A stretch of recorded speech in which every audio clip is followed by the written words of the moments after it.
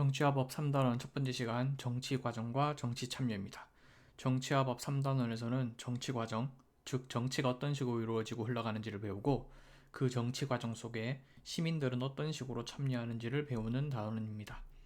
이번 시간 내용은 미래엔 교과서 기준 82페이지부터 87페이지까지의 2단원 내용을 묶어서 다룹니다. 오늘 배울 핵심 질문입니다. 첫 번째, 정치 과정은 어떻게 이루어지는가? 앞서 맨 처음에 선생님과 함께 정치가 무엇인지, 민주주의가 무엇인지를 배웠고 헌법을 같이 배우면서 국가기관인 입법부, 행정부, 사법부가 무엇을 하는 단체인지 알아봤죠. 그것들을 묶어서 총체적으로 정치가 어떤 식으로 흘러가는가를 배우는 겁니다. 자, 두 번째, 정치 참여는 왜 중요한가에 대해서 배웁니다. 세 번째, 정치에 참여하는 방법은 무엇이 있는가에 대해서 배웁니다. 네 번째, 정치에 참여하는 바람직한 태도에 대해서 학습합니다.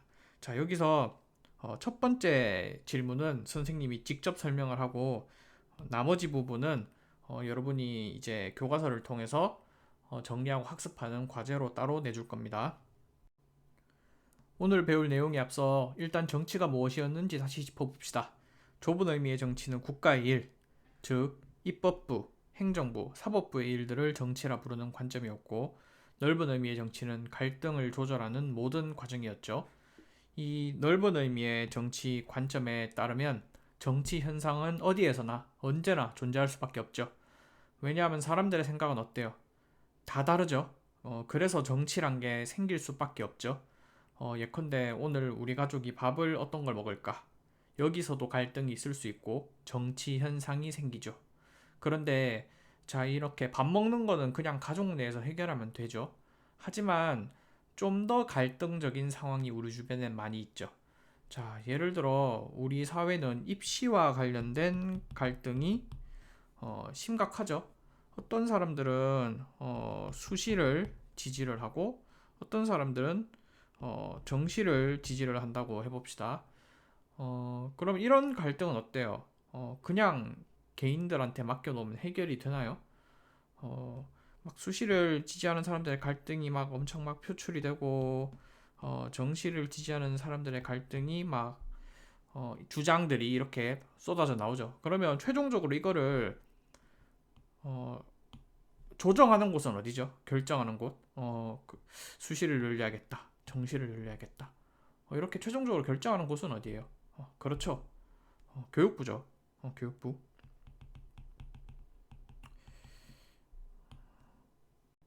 물론 뭐 구체적인 실질적인 비율은 대학에서 각자 정하긴 합니다만 일종의 가이드라인을 내려주고 결정하는 곳은 교육부가 힘을 쓸 수 있고 또 여기에 또 영향을 이제 미치는 게 국회죠.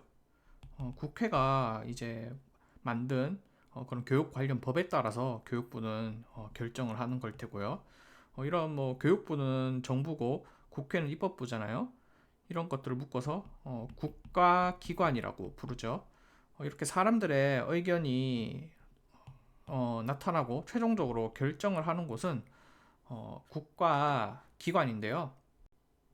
이렇게 우리가 앞서서 좁은 의미의 정치와 넓은 의미의 정치를 배웠지만 실제 우리 사회에서는 이게 막 분리되어 있는 게 아니라 이렇게 사람들의 실질적인 갈등이 국가의 일, 좁은 의미의 정치죠. 이런 것들을 통해서 나타나고 하는데요. 이렇게 우리가 배웠던 정치 개념을 종합해서 이런 정치 과정을 이스턴이라는 학자가 다음과 같이 정리를 하였습니다. 이스턴은 정치라는 과정은 다음과 같은 과정을 따른다고 봤어요. 다의 투입이 있죠. 이 투입은 사람들의 요구입니다. 요구. 수많은 다양한 사람들의 의견 표출이겠죠.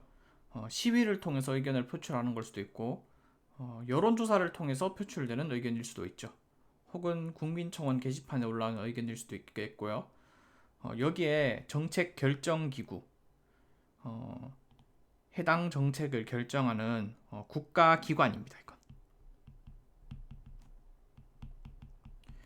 이 국가기관이 이것을 인식을 합니다. 이 요구를. 대통령이나 장관 혹은 국회의원이 될 수도 있겠죠. 이런 국가기관이 이제 결정을 내립니다. 이 결정이 바로 산출입니다.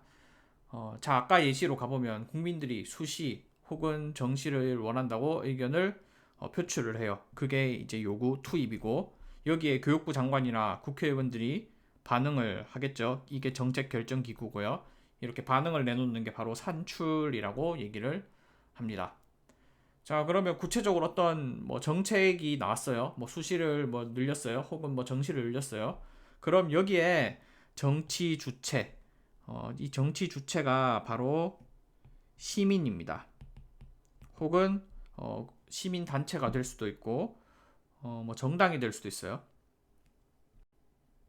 뭐 기업이 될 수도 있겠고요. 이런 다양한 시민들이 다양한 방식으로 반응을 하겠죠. 이게 환류입니다. 한자로 써져 있어서 오히려 이거 더 어려울 수도 있는데, 환류는 영어로는 피드백입니다. 뭔가에 대해서 반응을 하는 걸 피드백이라 그러죠. 환류. 해당 정책이 마음에 들면 긍정적인 반응을 할 것이고, 그렇지 않으면 부정적인 반응을 내놓을 것이죠. 이 정치가 발달하고 안정적인 국가일수록 이 과정이 매끄럽게 이루어지는 국가입니다.